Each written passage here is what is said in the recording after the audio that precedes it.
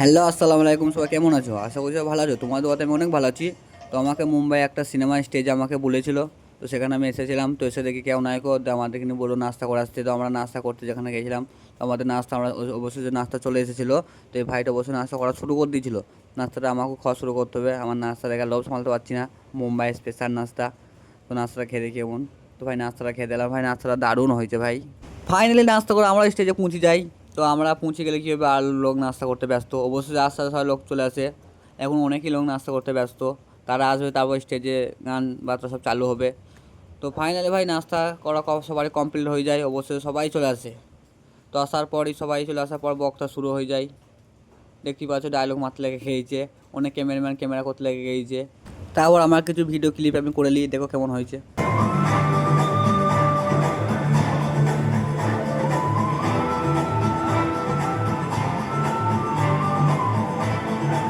আমার অনেক video clip করা হয়ে গেল। তারপর এখানেই বক্তব্য শেষ হয়ে গেল।